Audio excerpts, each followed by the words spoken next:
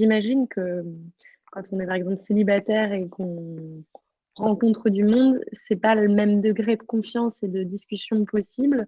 Mais est-ce que ton conseil, c'est quand même d'essayer d'en parler alors sans mettre forcément les mots qui peuvent être incompréhensibles pour certains, parce que vaginisme, c'est vrai que c'est pas un mot qui est compris de manière générale et encore moins par la gente malheureusement, mais masculine. On gagne à en parler et à en faire parler, mais c'est vrai que c'est plus difficile. Enfin, la situation que tu décris, elle est valable pour les gens qui sont dans des couples établis.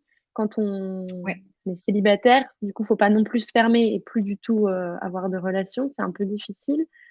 C'est souvent le frein justement effectivement aux rencontres, c'est de se dire bah en fait je vais commencer à dater cette personne-là et puis bah quand ça sera le moment où on va sentir qu'il faut aller dans enfin qu'il faut on va pas mais qu'on a Une envie d'aller envie. dans de la sexualité, qu'on a envie d'aller dans de la sexualité, bah, il va y avoir ce moment fatidique en fait je vais devoir le repousser ou finalement en fait bah, je vais jamais à plus de X rendez-vous parce que quand ça devient un peu trop sérieux au niveau sexuel, Ouais. bah, je peux pas.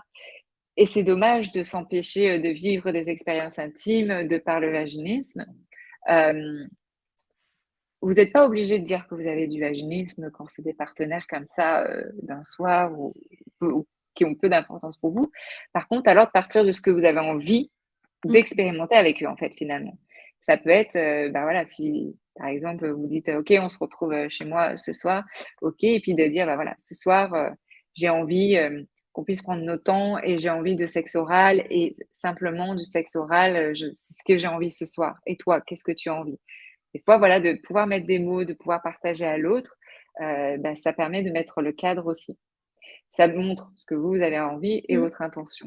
Et alors, il y a des fois, oui, mais si je lui dis, puis qu'après, ça va quand même essayer d'aller plus loin, bah déjà, c'est votre consentement. Donc, si vous dites, non, j'ai pas envie d'une pénétration, il doit respecter ça.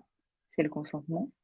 S'ils vous posent la question à ce moment-là: «Ah mais pourquoi? Je croyais que tu avais envie, que tu étais chaude, Ouais. que tout allait bien, je comprends pas». Parce que pour eux, dans leur représentation, enfin pour certains hommes, dans leur représentation, c'est quand même, bah, voilà, si on se chauffe, bah, pour aller jusqu'au bout, c'est la pénétration. Ouais.